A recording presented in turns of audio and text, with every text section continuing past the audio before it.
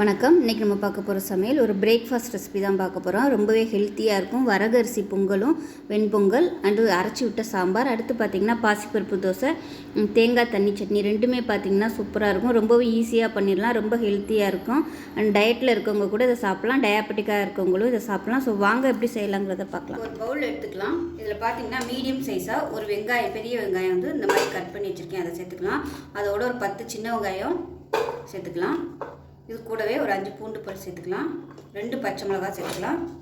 கொஞ்சமாக கருவேப்பிலை, மீடியம் சைஸாக 2 தக்காளி கட் பண்ணி சேர்த்துக்கலாம். இது கூடவே பொடி எல்லாத்தையுமே நம்ம சேர்த்துக்கலாம். வீட்டில் வந்து எது வச்சுருக்கீங்களோ சாம்பார் தூள் அது சேர்த்துக்கோங்க. அப்படி இல்லைன்னா கடையில் விற்கிற சக்தி மசாலா ஆச்சி இந்த மாதிரி சாம்பார் தூள் இருக்கும்ல, அது சேர்த்திங்கனாலும் உங்களுக்கு நல்லா டேஸ்ட்டாக இருக்கும். அது நான் வீட்டில் வந்து சாம்பார் தூள் வந்து 1 டேபிள் ஸ்பூன் எடுத்திருக்கேன். மஞ்சள் தூள் 1/4 டேபிள் ஸ்பூன், காஷ்மீரி மிளகாத்தூள் 1/4 டேபிள் ஸ்பூன் இருந்தால் சேர்த்துக்கோங்க. இது ஒன்லி கலருக்காக மட்டும்தான். மிளகாத்தூள் வந்து கொஞ்சம் அதிகமாக எடுத்திருக்கேன், அதாவது 1 டேபிள் ஸ்பூன் எடுத்திருக்கேன். காரத்தை பொறுத்து நீங்கள் மிளகாத்தூள் கூட கொஞ்சம் சேர்த்துக்கோங்க. இது வந்து 1/2 டேபிள் ஸ்பூன் தனியாத்தூள், இது எல்லாத்தையுமே சேர்த்துக்கலாம். இப்போ அதிலே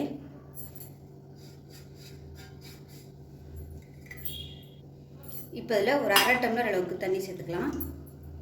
இப்போ அது தனியாக இருக்கட்டும். இப்போ வந்து ஒரு குக்கர் எடுத்துக்கலாம். இதில் பார்த்திங்கன்னா 100 கிராம் அளவுக்கு, அதாவது 100 கிராம் அளவுள்ள டம்ளரில் 3/4 டம்ளர் அளவுக்கு துவரம் பருப்பு, 1/4 டம்ளர் பாசிப்பருப்பு வந்து எடுத்து நல்லா 2-3 தடவை கழுவிட்டு நல்ல தண்ணி ஊற்றி ஊற வச்சுருக்கேன். அதில் ஒரு 1/2 மணி நேரம் ஊறிடுச்சு. ஏன்னா சாம்பாருக்கு வந்து நல்லா பருப்பே இருக்கக்கூடாது, அந்தளவுக்கு நல்லா மசிஞ்சு குழஞ்சி வரணும். அதனால முன்னாடியே ஊற வச்சுட்டேன். சீக்கிரமாகவே குழையிற பருப்பாக இருந்தால் நீங்கள் வந்து ஊற வைக்கிறேன்னு அவசியம் இல்லை. இப்போ அதில் கொஞ்சம் தண்ணி சேர்த்துக்கலாம். இப்போ இதில் கொஞ்சமாக மஞ்சள் தூள் சேர்த்துக்கலாம். சேர்த்துட்டு எல்லாத்தையும் நல்லா கலந்து விட்டுருங்க. கலந்து விட்டுட்டு நம்ம எடுத்து வச்சுருந்த இந்த பவுலில் வந்து காய்கறி எல்லாமே எடுத்து வச்சுருந்தோம் இல்லையா, அதையும் இதோட சேர்த்துக்கலாம். சேர்த்துட்டு குக்கரை மூடி வச்சுருக்கோம். ஏன்னா இது வந்ததுக்கப்புறம் நம்ம எல்லாத்தையுமே அரைக்க போகிறோம். அதனால் பருப்பு தனியாக வேக வச்சு இது தனியாக வேக வைக்கணும். 2 குக்கரில் இது வேணால் வேஸ்ட் ஆகும். அதனால் நான் வந்து ஒரே குக்கரில் இந்த மாதிரி வச்சுருக்கேன். அதை மூடி வச்சுக்கலாம். மூடி வச்சுட்டு நல்லா ஒரு 5 விசில் விட்டுட்டு ஸ்டீம் போனதுக்கப்புறம் பார்க்கலாம். இப்போ ஒரு குக்கர் எடுத்துக்கலாம். இதில் பார்த்தீங்கன்னா இந்த டம்ளரில் இது வந்து 130 ml பிடிக்கும் இந்த டம்ளர். இந்த டம்ளரில் 1 டம்ளர் அளவுக்கு வரகு எடுத்திருக்கேன். இதை சேர்த்துக்கலாம். இது வந்து நல்லா 2-3 தடவை கழுவிட்டு பார்க்கலாம். டிபார்ட்மெண்ட் ஸ்டோரில் வாங்கினீங்கன்னா உங்களுக்கு இந்த வரகில் வந்து அழுக்கு இருக்காது. சாதாரணமாக லூஸில் உள்ள கடைகளில் வந்து வாங்கினீங்கன்னா உங்களுக்கு இந்த வரகு அரிசியில் வந்து அழுக்கு நிறையா கிடைக்கும். அதனால் நீங்கள் 4-5 தடவை கழுவுற மாதிரி இருக்கும். இது வந்து டிபார்ட்மெண்ட் ஸ்டோரில் வாங்கினதுனால வரகு அரிசி பார்த்திங்கன்னா நல்ல வெள்ளையாகவே தான் இருக்குது. இருந்தாலும் நம்ம 2-3 தடவை கழுவிக்கலாம் அழுக்கு போக. இப்போ நல்லா கழுவிட்டு வந்தாச்சு. இது தனியாக இருக்கட்டும். நம்ம பாசிப்பருப்பு வறுத்துக்கலாம். இப்போ எந்த டம்ளரில் வரகு எடுத்தோமோ அதே டம்ளரில் 1/2 டம்ளர் அளவுக்கு பாசிப்பருப்பு சேர்த்துக்கலாம். இப்போ வந்து வாசனை வர அளவுக்கு வறுத்துக்கலாம். பாசிப்பருப்பு வந்து ரொம்ப சிவக்கிற அளவுக்கு வறுக்கக்கூடாது. கை பொறுக்கிற அளவு சூடு இருந்தால் போதும். இப்போ நல்லா சூடு ஏறிடுச்சு. இதை வேறு பவுலுக்கு மாற்றிட்டு கழுவிட்டு பார்க்கலாம். இப்போ இந்த வரகரிசியில் எந்த டம்ளரில் எடுத்தோமோ அதே டம்ளரில் ஒரு 3.5 டம்ளர் அளவுக்கு தண்ணி சேர்த்துக்கலாம்.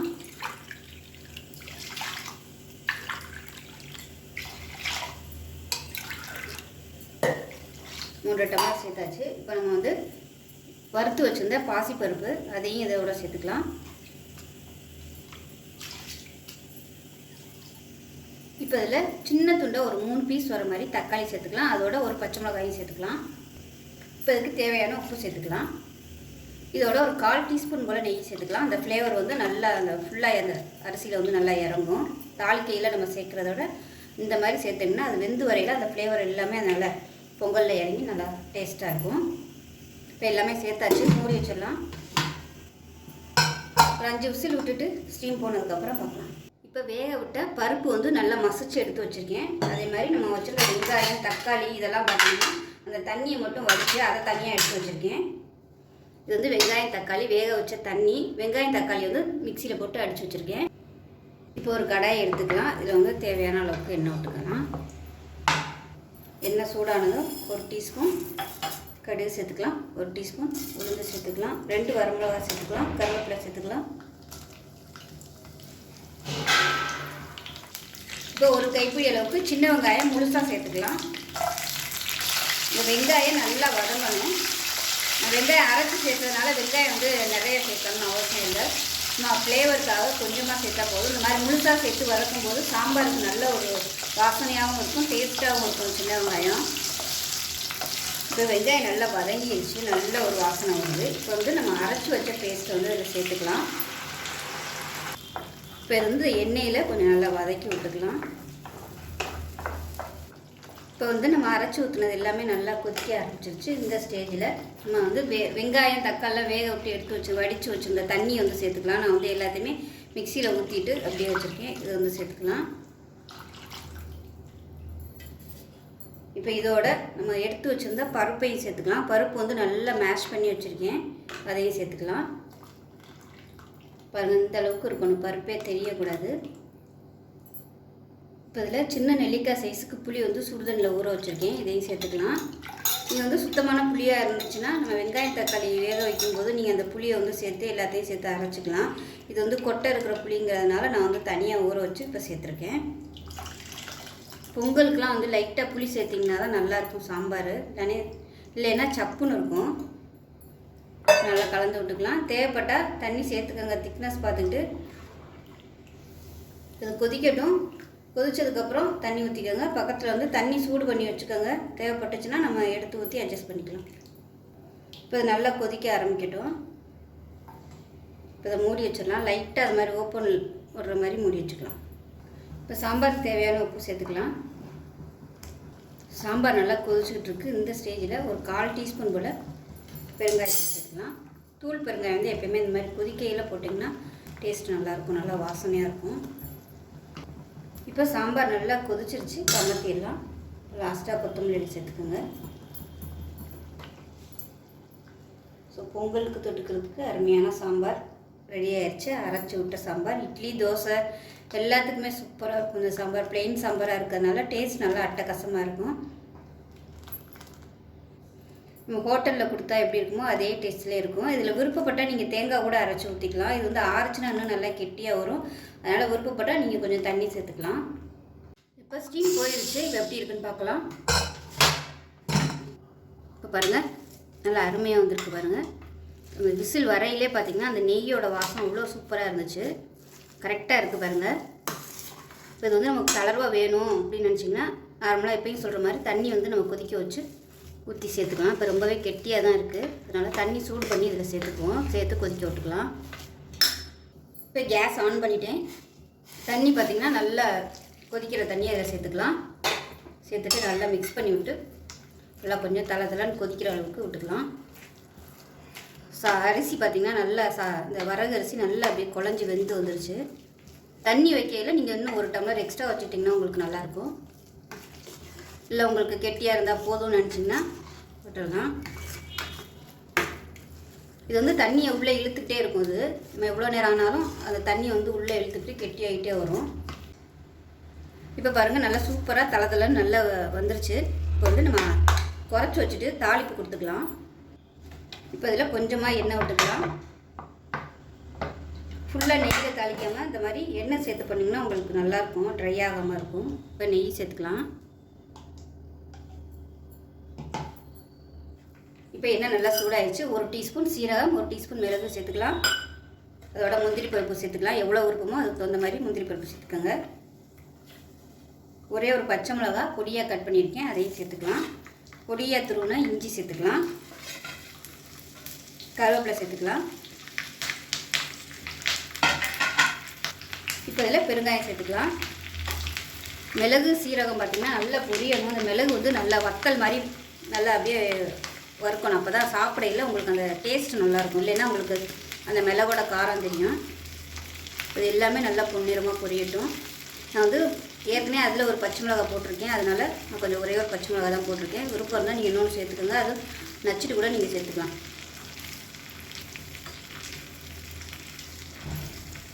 இப்போ நமக்கு தாளிப்பு ரெடி ஆயிடுச்சு. இதை எடுத்து நம்ம பொங்கலில் கொட்டிடலாம்.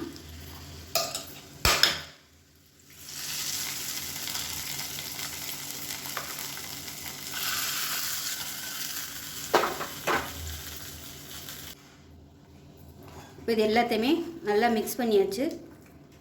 அவ்வளோதான், அருமையான வரகு பொங்கல் ரெடி ஆகிடுச்சு. டேஸ்ட்டு பார்த்திங்கன்னா நம்ம பச்சரிசியில் பண்ணால் எப்படி இருக்குமோ அதே மாதிரியே தான் இருக்கும். டேஸ்ட் டிஃப்ரெண்ட்டு தெரியாது. குழந்தைகளுக்குலாம் இது மாதிரி கொடுத்திங்கன்னா ரொம்பவும் ஹெல்த்தியாகவும் இருக்கும். நல்லா எதிர்ப்பு சக்தியும் கிடைக்கும். உடம்பு நல்லா ஸ்ட்ராங்காக இருக்கும். சுகர் பேஷண்ட்டாக இருக்கவங்க எவ்வளோ சாப்பிட்டாலும் பயப்படாமல் சாப்பிட்லாம். சுகர் பேஷண்ட்டாக இருக்கிறவங்களுக்கு வந்து தாராளமாக இதை நீங்கள் கொடுக்கலாம். சூப்பராக இருக்கும். சாப்பிட்றதுக்கு ரொம்ப ஹெல்த்தியாகவும் இருக்கும். அவ்வளோதான் ரெடி ஆகிடுச்சு. விருப்பப்பட்டால் நீங்கள் இதுக்கு மேலாப்பில் எண்ணெய் வந்து சேர்க்குறதுனா சேர்த்துக்கலாம். இப்போ நான் மேலாப்பில் 1 ஸ்பூன் நெய் சேர்த்துக்கிறேன். நெய் வந்து உங்களோட விருப்பம்தான்.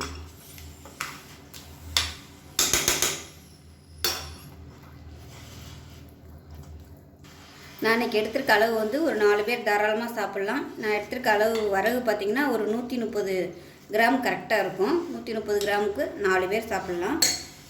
இப்போ பாருங்கள், அருமையான பொங்கல் சூப்பராக ரெடி ஆகிடுச்சு. வருங்க, நல்லா தலை பொங்கல்னால் இந்த மாதிரி தான் இருக்கணும். இப்போ இன்னும் சாம்பார் சேர்த்துக்கலாம்.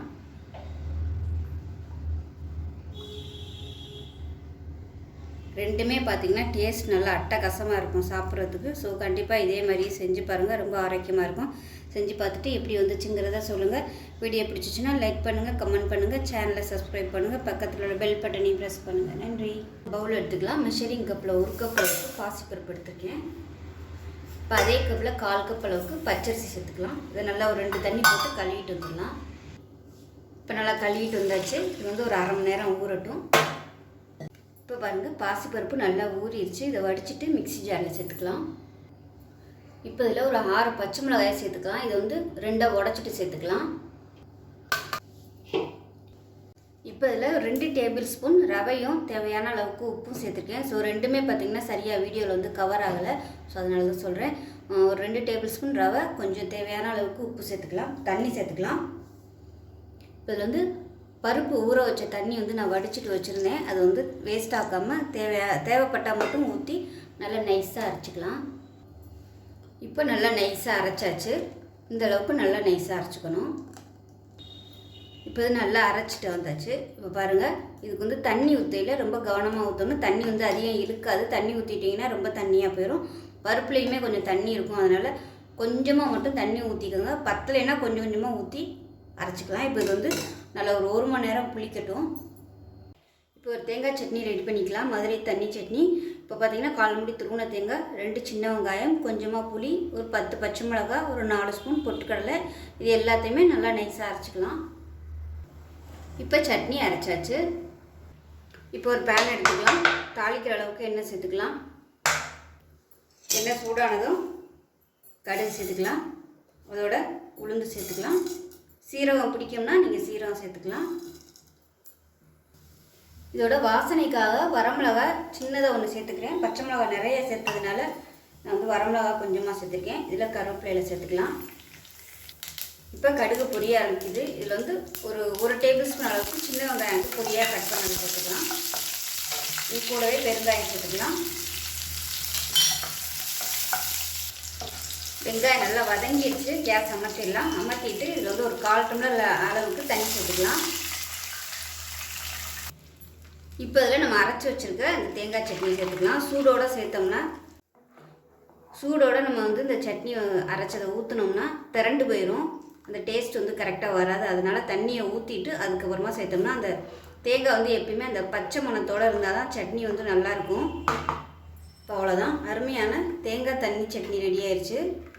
இப்போ கல் நல்லா காஞ்சிருச்சு. மாவுமே நல்லா ஊறிடுச்சு. நல்லா 1 மணி நேரத்துக்கு மேலே வந்து நல்லா ஊற வச்சுட்டேன். நல்லா கெட்டியாகவும் ஆயிடுச்சு.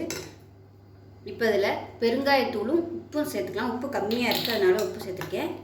பெருங்காயத்தூள் நல்லா வாசனை கொடுக்கும். இதில் விருப்பப்பட்டால் நீங்கள் வெங்காயம், இஞ்சி அரைக்கும் போது இஞ்சி சேர்க்குறதுனாலும் சேர்த்துக்கலாம். நல்லா கலந்தாச்சு. நம்ம தோசை ஊற்றிடலாம். தோசைக்கல் ரொம்ப சூடாக இருந்துச்சுன்னா ஊற்ற வராது.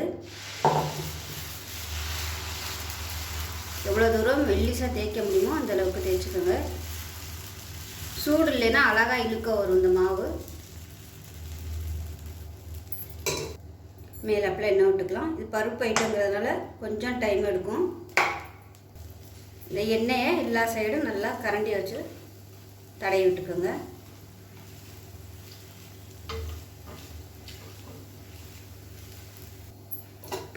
இப்போ பாருங்கள், தோசை நல்லா மொறுமொறுன்னு வந்துருச்சு. அடுப்பு வந்து நான் அப்படியே சிம்மில் தான் வச்சுருக்கேன். இப்போ பாருங்கள், நல்லா கிறிஸ்பியாக வந்துருச்சு. பாருங்கள், நல்லா பின் சைடெலாம் பார்த்திங்கன்னா நல்லா சூப்பராக கலர் பாருங்கள் எந்த அளவுக்கு இருக்குன்னு.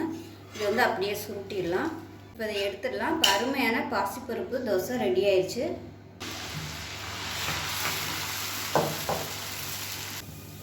இப்போ நமக்கு 2வது ஊற்றின தோசையும் நல்லா கிறிஸ்பியாக ரெடி ஆயிடுச்சு. பாருங்கள், இது வந்து திருப்பி போடணும்னு அவசியம் இல்லை. பாருங்கள் எந்த அளவுக்கு கோல்டன் கலரில் சூப்பராக வந்துருக்கு பாருங்கள். இப்போ பாருங்கள் நமக்கு மொறுமொறுன்னு தோசையும் தேங்காய் தண்ணி சட்னியும் அருமையாக ரெடி ஆயிடுச்சு. இதுக்கு வந்து தக்காளி சட்னி இது மாதிரி காரசாரமான தேங்காய் சட்னி வச்சு சாப்பிட்டோம்னா அருமையாக இருக்கும். ஜீனி கூட வச்சு சாப்பிட்லாம். டேஸ்ட் நல்லா அட்டகாசமாக இருக்கும். இதே மாதிரியே செஞ்சு பாருங்கள். செஞ்சு பார்த்துட்டு எப்படி வந்துச்சுங்கிறத சொல்லுங்கள். வீடியோ பிடிச்சிச்சின்னா லைக் பண்ணுங்கள், கமெண்ட் பண்ணுங்கள், சேனலை சப்ஸ்கிரைப் பண்ணுங்கள், பக்கத்தில் பெல் பட்டனையும் ப்ரெஸ் பண்ணுங்கள். நன்றி.